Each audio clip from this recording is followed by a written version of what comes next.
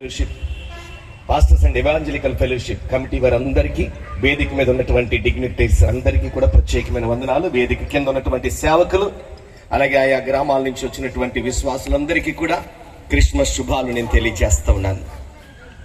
ఇందాక సేవకులు అందరూ పాట పాడుతూ ఉంటే నాకు అనిపించింది, నిజంగా అప్పుడు బెత్లీ ఏ సందడి ఉందో నాకు తెలియదు, కానీ గొల్లపాలెంలో మాత్రం సందడి చాలా గట్టిగానే ఉంది.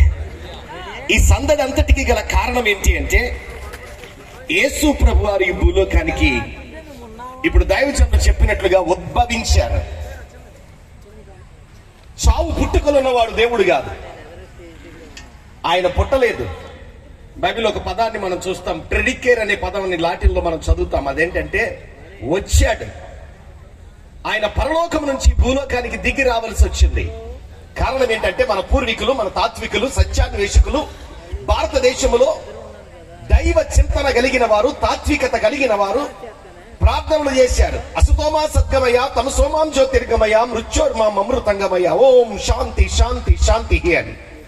చీకటిలో ఉన్నాం, వెలుగు కావాలి. అసత్యములో ఉన్నాం, సత్యం కావాలి.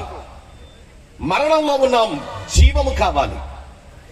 ఈ ప్రపంచంలో వెలుగును, సత్యాన్ని చూపించగలిగిన వాడు ఎవడైనా ఉండొచ్చేమో గాని జీవాన్ని ఇవ్వగలిగిన వాడు మాత్రం ప్రపంచంలో ఎవడూ లేడు.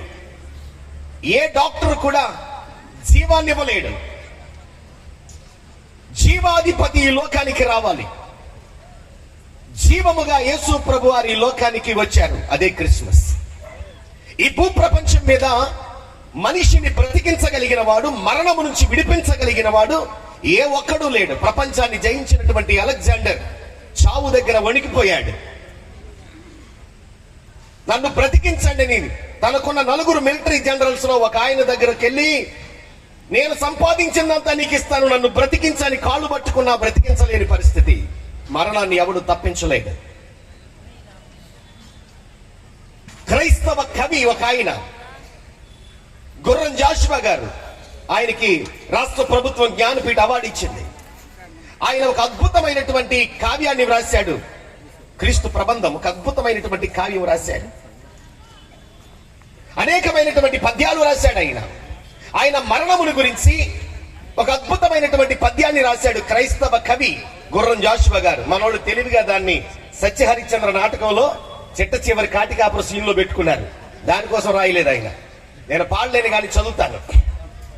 ఎన్నో ఏళ్లు గతించిపోయే నీ శ్మశాన స్థలిని కన్నులు మోడ్చిన మంద భాగ్యుడు ఒక్కడు ఒక్కడు ఒక్కడు లేచిరాడే అకట ఎన్నాళ్ళు ఈ చరణంబు లేని సైనంబు ఏ తల్లులు అల్లాడిరో కదా కన్నీటంబడి కాగిపోయిన నిక్కం బిందు పాషాణములు ఇచ్చోటనే సత్కవీంద్రుని కమ్మని కలము నిప్పులలో కరిగిపోయెను ఇచ్చోటనే భూమినేలు రాజన్యుల అధికార ముద్రికలు అంతరించెను ఇచ్చోటనే ఎట్టి పేరెన్నిక గల చిత్రలేఖకుని కుంచెయు నశించెను ఇచ్చోటనే లేత ఇల్లాలి నల్లపూసల చవురు గంగలో కలిసిపోయాను ఇది పిచాచార గద్దె కదిలించు రంగస్థలం ఇది నిటాలేషనుండు అవని పరిపాలించు భస్మ సింహాసనం అన్నాడు.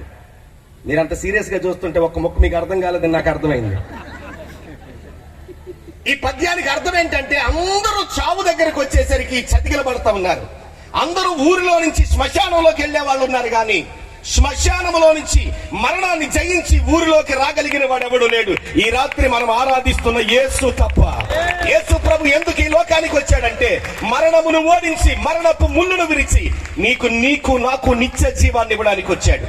అందుకే హెబ్రీ గ్రంథకర్త రాస్తాడు 2వ అధ్యాయము 14వ వచనములో, కాబట్టి ఆ పిల్లలు రక్త మాంసములు గలవారైనందులను ఆ ప్రకారమే మరణము యొక్క బలము గలవారిని, అనగా అపవాదిని ఆయన మరణము ద్వారా నశింపచేయుటకును జీవిత కాలమంతయు మరణ భయముతో దాస్యమునకు లోనైన వారిని విడిపించుటకును ఆయన కూడా రక్త మాంసములలో పాలివాడయ్యను.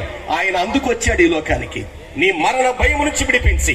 2 సంవత్సరాలు వెనక్కి వెళ్తే కరోనా చెప్పింది మనకు మరణం అంటే ఎంత భయమో. మరణ భయము నుంచి విడిపించి నిత్య జీవానికి నిన్ను నడిపించడానికి యేసు ప్రభువు వచ్చారు. ఇంకా ఎవరైనా మరణ భయముతో ఉంటే ఈ రోజు జీవాధిపతి అయినటువంటి యేసు ప్రభుని మీ హృదయంలో చేర్చుకోవాలని వీరు ఇంత ప్రయాసంతో ఇంత ఘనమైన కూడికని ఏర్పాటు చేస్తూ ఉన్నారు. యేసు ఒక్కడే నీకు నిత్య జీవాన్ని ఇవ్వగలిగినటువంటి వాడు. కాబట్టి ఎవరైతే యేసు ప్రభుని నమ్ముకుంటారో వారు మరణములో నుంచి జీవములోనికి దాటి ఉన్నారని బైబిల్ తెలియజేస్తుంది. ఈ రాత్రి జీవాధిపతి అయిన యేసుని మీ హృదయంలో చేర్చుకుని ఇక్కడి నుంచి మీరు వెళ్ళాలని ఆశపడుతూ నా ఈ మాటలు ముగిస్తున్నాను. దేవుడు మిమ్మల్ని దీవించును గాక.